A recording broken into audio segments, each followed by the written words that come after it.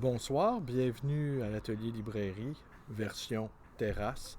Nous sommes à Montréal le 14 avril 2021. Mon nom est Bruno Lalonde. Aujourd'hui, je vous lis quelques passages de ceci. Livre que j'ai reçu il y a à peine 3 jours, soit 24 heures avant la mort de Bernard Noël.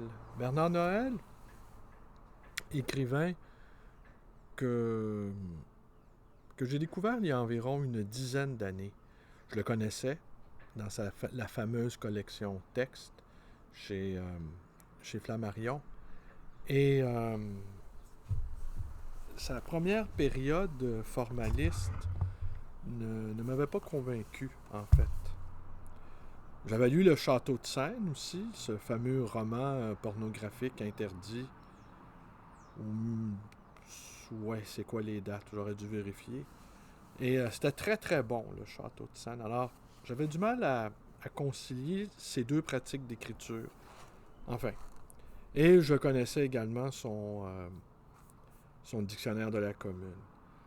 Mais c'est par L'Outrage aux mots, un recueil de textes sur divers sujets, dont le Marquis de Sade, dont Bataille, que j'ai pris la mesure de l'importance de Bernard Noël. Et c'est à lui qu'on doit cet extraordinaire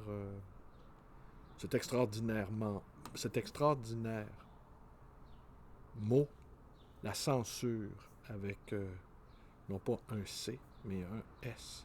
C'est-à-dire cette absence de sens dans lequel, dans lequel nous vivons. Alors donc, il est décédé hier, le 12, ou le 13 hier, ou avant-hier, le 12. Alors donc, mais ça, ceci, c'est une nouveauté que je l'ai donc commandé. Les nouveaux arrivages à la grande bibliothèque sont très très lents. La grande bibliothèque fonctionne au ralenti. Sans doute ce serait porté à erreur à cause de la renommée de nos deux auteurs. Michel Surya également. C'est un auteur très important, fondateur de la revue Ligne, qui mêle à la fois le politique et la littérature. Alors donc, oui, il a inventé ce mot pour en revenir à Bernard Noël. Il a parlé aussi d'occupation mentale, comment les médias, comment au fond on vit en territoire occupé. En tout cas, intellectuellement, on vit en territoire occupé.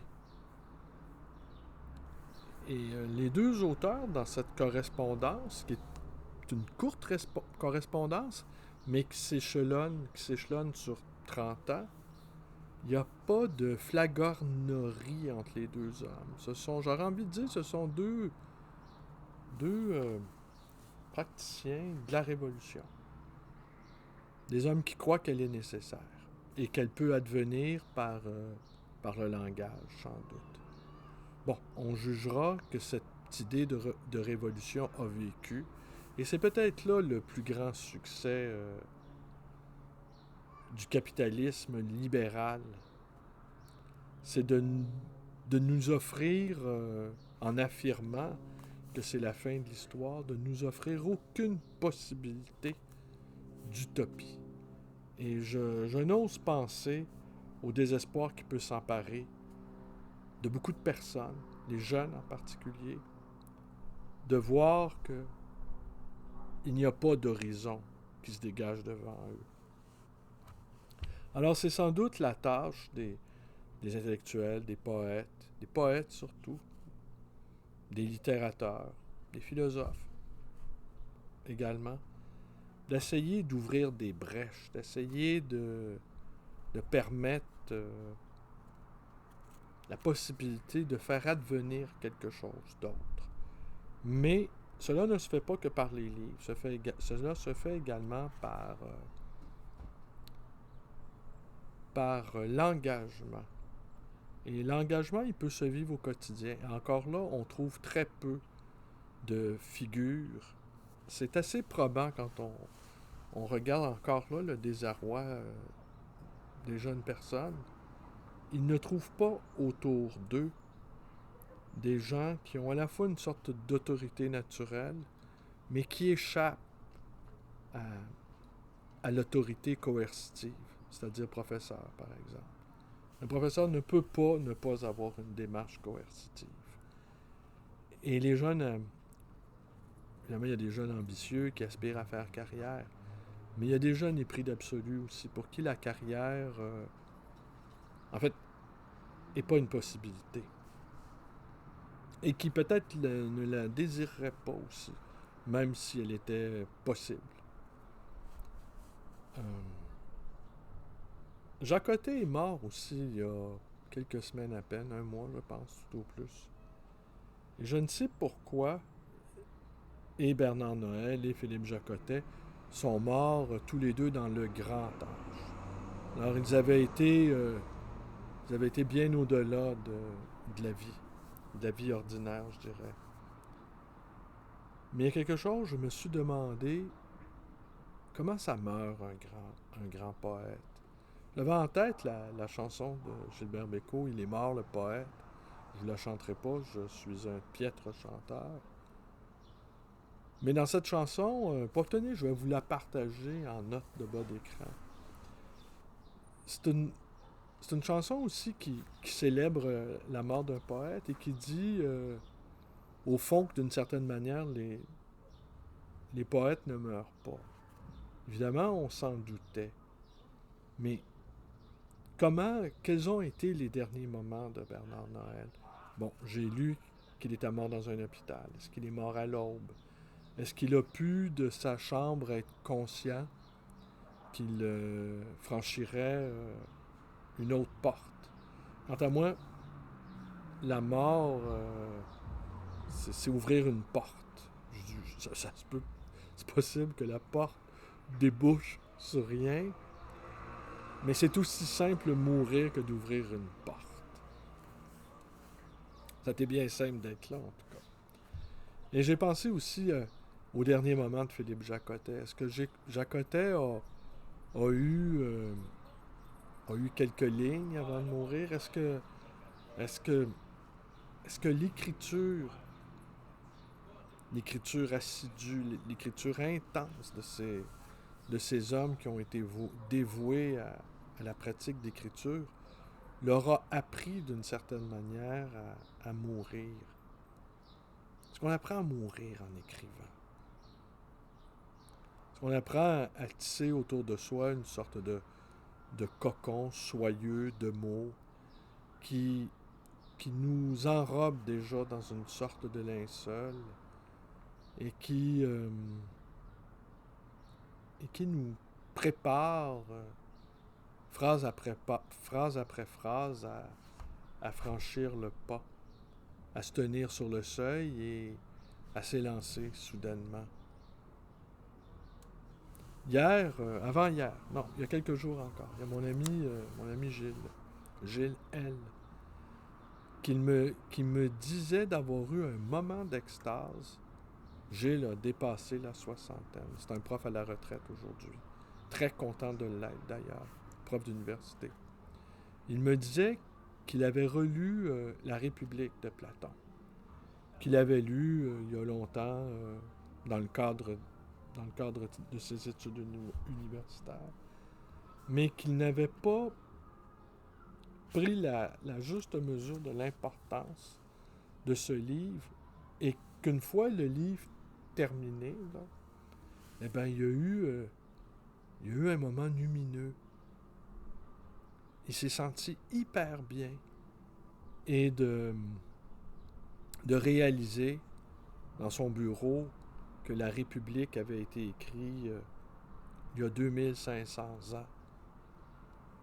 On dira c'est banal, mais pensez-y rien qu'un peu. Avoir accès, il y a des textes sumériens aussi qui sont encore plus vieux. La naissance de l'alphabet. Mais pensez-y, avoir accès à des choses significatives qui datent de quelques millénaires. Alors, peut-être pour nous, amateurs de la chose imprimée, C'est une sorte d'éternité factice que nous offre le papier. Et la jubilation qu'a éprouvé mon ami Gilles à entrer de plein pied dans une philosophie qui, au fond, ne se démode absolument pas. En fait, c'est tout ce qu'il y a autour qui se démode. Mais Platon y reste. Et Platon nous parle encore. Alors, les bons auteurs comme Surya, Michel Surya ou Bernard Noël ont cette capacité à aller puiser dans les textes canoniques au sens qui nous en impose encore. Hein? Non pas nécessairement au sens de l'autorité, mais au sens du... il continue à nous offrir du sens. Et il nous donne surtout la possibilité de... pas que de se maintenir vivant, mais de garder ouverte la possibilité de faire advenir autre chose. Et je pense que ce serait là la tâche aujourd'hui des intellectuels, des poètes, des lettrés, des romanciers. Évidemment d'écrire, évidemment de réfléchir, c'est leur tâche première, mais d'incarner aussi, d'incarner sur le plan existentiel. Je lisais des passages du journal de Claude Courteau, publié sous le générique de l'Es. Et lui, il se disait que les tâches de l'enseignement avaient été très prenantes pour lui et qu'il faisait des rêves récurrents où il se voyait encore enseigner à des futurs administrateurs. C'est dans une école d'administration publique qu'il enseignait. Et il en éprouvait des sueurs froides.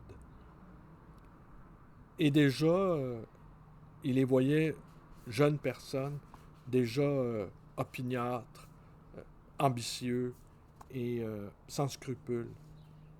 Et il jugeait qu'au fond, à 65 ans, 66 ans, il avait probablement passé à côté de l'essentiel. Tant la tâche de gagner sa vie a été fastidieuse pour lui, mais que à 65 ans, même s'il était passé à côté de l'essentiel, il voyait quand même l'essentiel qui était comme une île lointaine. Il ne l'aborderait pas, cette île lointaine.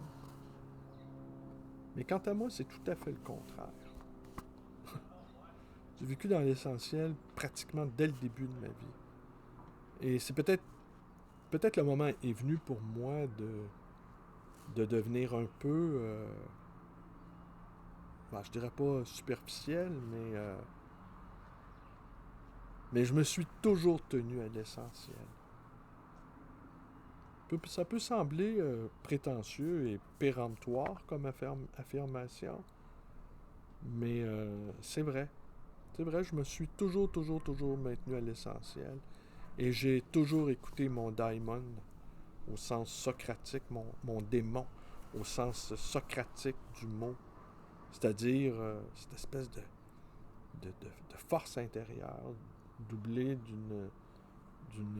d'une voix qui dicte, d'une voix qui donne, d'une voix qui ordonne. Et même si j'ai fait des choses qui peuvent paraître insensées, plus j'avance dans cette existence, et j'avance bien, plus je m'aperçois que je n'ai cédé sur aucun plan. D'ailleurs, à la librairie, quand les gens viennent à la librairie, puis surtout pour les jeunes, je leur dis toujours, on ne cède rien. On ne cède rien. Faut rien céder. Incluant cette possibilité de révolution. Parce qu'à force de nous répéter qu'elle est impossible, soit, Mais à force de nous répéter que l'utopie, c'est un fantasme, il n'y aura pas d'utopie. À ce moment-là, le nihilisme sans appel triomphe. Et je me faisais une autre réflexion qui n'a rien à voir avec... ben oui, qui a à voir avec l'amour. Ben, vous savez, je suis extrêmement amoureux de ma femme. En fait, ma femme, je l'adore. Mais ma femme, j'ai toujours su qu'elle viendrait. Ça aussi, j'ai jamais cédé sur ce désir-là. Le désir que j'ai de ma compagne. Mais je me faisais la réflexion hier en allant me promener au parc Frédéric Bach. C'est un parc très incongru qui est en fait, c'est un parc en gestation. Alors, les arbres qu'on y a plantés, ils sont encore jeunes. Il y a des espèces de boules qui servent à, parce que c'est un ancien dépotoir, alors où on a enfoui beaucoup de déchets organiques et non organiques, et ces déchets-là émettent des gaz. Alors, il y a des sphères qui recueillent ces gaz-là tout en décontaminant l'espace et qui procurent de l'énergie. Alors, ça se transforme en gaz naturel, en quelque sorte. Alors, il y a une végétation extrêmement variée, avec des arbres, avec beaucoup de sortes d'arbres, beaucoup d'essences d'arbres, et c'est vallonneux, et c'est très étrange avec ces grosses sphères qui sont parsemées au milieu de plantes vivaces. Euh, c'est à la fois lunaire, c'est à la fois une promesse d'avenir, c'est à la fois... mais le soleil, l'été, comme les arbres, sont immatures, alors l'ombre est rare et dans mon cas, il faut que je porte un chapeau si je ne veux pas risquer l'insolation. Alors je me faisais cette réflexion-là concernant Fabienne. Depuis l'enfance, je porte Fabienne. Alors je me disais, est-ce que c'est possible qu'un enfant, un petit enfant, puisse porter l'amour en lui et parce qu'elle est exactement la femme que j'attendais depuis l'enfance. Tout, là, le physique, la créativité, le courage, l'intelligence, l'humour, la bravoure même, l'esprit fantaisiste, une extraordinaire artiste aussi. Et je me disais, je la portais en moi, l'enfant que j'ai été portait en lui cette femme aimée, cette femme future. Est-ce que vous avez vécu ça, vous, de votre côté, ce genre d'expérience-là, enfant? Aviez-vous un idéal amoureux? Est-ce que étiez-vous porté également par cet idéal amoureux? Alors, je vais vous lire, et c'est assez intéressant. Bon, ils ont échangé, entre autres, peut-être une quarantaine de lettres.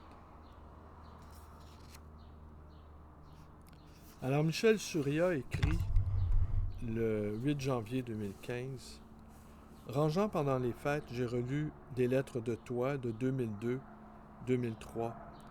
Magnifiques lettres. Et je rêvassais de nouveau à un livre de dialogue que nous pourrions écrire. L'ennui, c'est que les lettres que je relisais entraînaient de fait celui-ci, en tout cas mes premières questions, vers la politique. On y parlait de la révolution rêvée. Or, ce n'est pas là qu'est le plus profond de notre accord ou de notre entretien.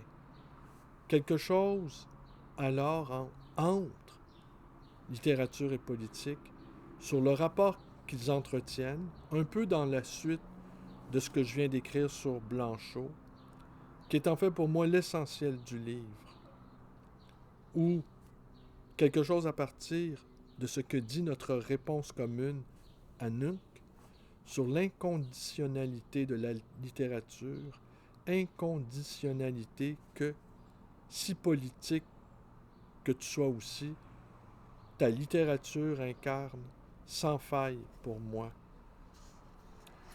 Bernard Noël lui répond le 8 janvier 2015. C'est vrai, et profondément que le politique n'est pas notre lien, même s'il y est vivement inclus. Ce que j'ai essayé de te dire hier est la substance de ce lien, mais comment exprimer un arrière-pays fait de tes livres supportant ta présence? Je ne sais pas traduire cela, son volume intérieur, son émanation dans ma vie. Je longe depuis des mois une sorte d'abîme, attention aux grands mots, ou tout simplement la mort, sans morbidité. Tout cela a été mis à l'écart durant l'écriture du monologue du nous. Puis l'insensé est revenu. L'impression d'assister à une fin qui n'est pas personnelle et de faire partie d'une société criminelle où nos aspirations politiques ne sont qu'illusions, car c'est toujours l'adversaire bourgeois qui l'a emporté à la fin, même quand il cédait des acquis sociaux. Cela vient d'être intensifié par la lecture des veines ouvertes de l'Amérique latine, un livre que je voulais lire depuis 30 ans au moins, et qui montre, froidement, que l'Occident a transformé l'Amérique latine d'abord en terre d'extermination, puis y a déporté en esclavage des millions d'Africains, puis, grâce au pillage économique, maintenu les peuples dans la misère. Accable. Cela m'a confirmé dans le désespoir politique. Que faire pour positiver le désespoir, en faire l'arme efficace que jamais n'a été l'espoir? C'est sans doute le sujet profond de mon monologue, et ça finit mal. Pardon, je te livre maladroitement ce qui m'occupe. Bien sûr que j'aimerais m'engager dans ce livre de dialogue qui me remettrait dans le sens. Sens avec un S majuscule. Michel Surya, 22 novembre 2016. Ce monde ne peut qu'aller plus mal. Je m'efforce, sans toutefois toujours y réussir, d'être pour une part dans cette époque de ce monde. Comment l'éviter? Et pour une autre, non. De n'y être pas réductible. Continuer de le penser, et à plusieurs, bizarrement demande que je n'y pense pas aussi. Parfois, jamais assez souvent. Je pense alors à l'homme du sous-sol de Dostoïevski, cherchant à m'en inspirer. Nous sommes encore trop pieux, n'est-ce pas? Bernard Noël, 26 novembre 2016. Trop pieux. Ce mot me poursuit depuis que tu me l'as rendu. Tendu. Beau lapsus. Depuis que tu me l'as tendu. Car j'en sens venir une émanation pacifique qui n'exprime pourtant pas. Je crois qu'il agit comme s'il disait paix, et en effet m'apaisait. J'hésitais à te le dire, dans la crainte d'épuiser cette vague douce.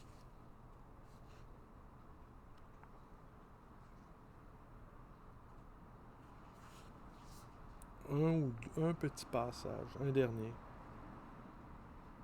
Bernard Noël, 19 mars 2019.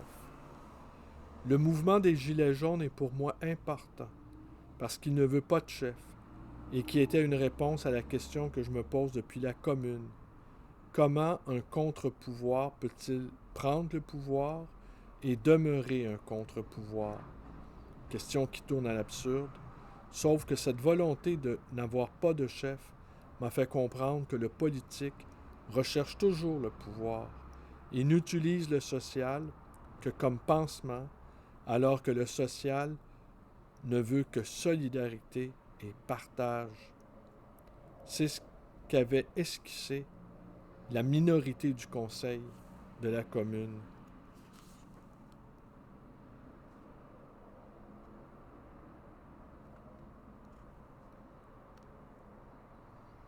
Alors voilà, écoutez, je vais pas... je vous invite évidemment à le lire.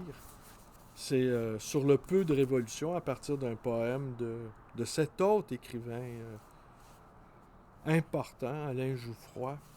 Alors, Sur le peu de révolution, Bernard Noël, Michel Surya.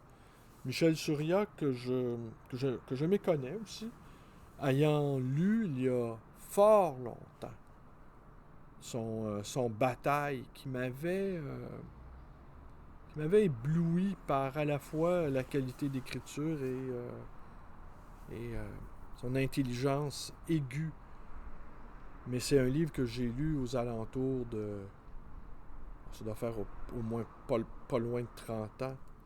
Mais donc, je l'ai perdu de vue. J'ai lu ce livre-là seulement.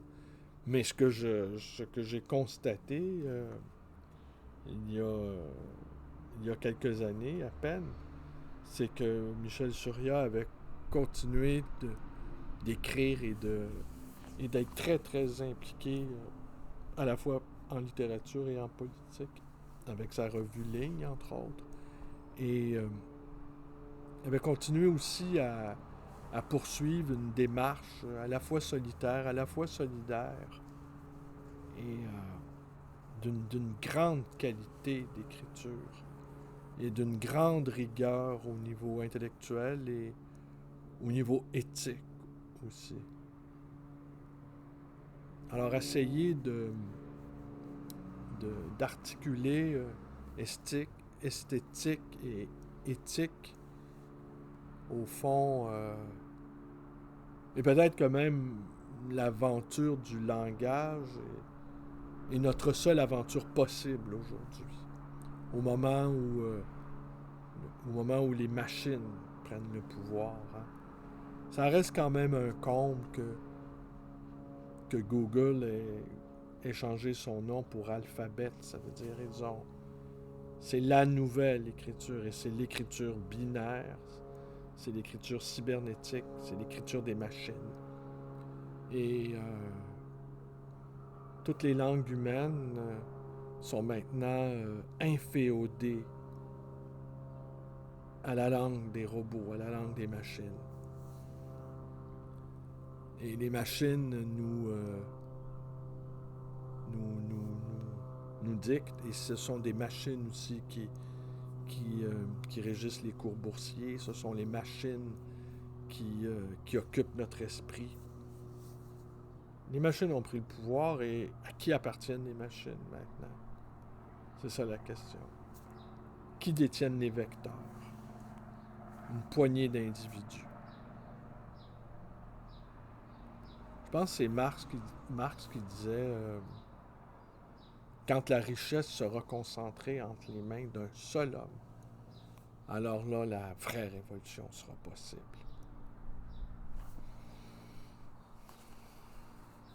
Alors donc, oui, c'est Sur le peu de révolution, et c'est publié aux éditions La Nerte, que je vous montre à l'écran. Livre que j'ai reçu il y a à peine 3 jours. C'est étonnant. Mais pas tant que ça, vu que Bernard Noël est décédé à l'âge de 90 ans. Ouais. J'adore les correspondances. Au fond, je pense qu'il n'y a rien de ça de vrai, mais ça aussi, hein, l'écriture, la correspondance entre écrivains, ces deux auteurs-là étaient attachés aux formes anciennes, véritablement révolutionnaires, de l'art épistolaire. Après, les écrivains ont commencé à se téléphoner. C'était plus expéditif. Et puis après, il y a eu des courriels, mais là, je pense que même les courriels ou les emails, eh bien, je pense même que l'usage n'est peut-être plus si répandu. Alors voilà, c'est tout pour ce soir. Je vous remercie d'être avec moi. Portez-vous bien. Et à demain. On sent quand même l'atmosphère ici, en tout cas au Québec. On sent mais on sent une fatigue. Mais un de mes bons amis, un auteur que j'ai publié dans ma petite maison d'édition, la compagnie à numéro, Luc Gosselin, qui lui me disait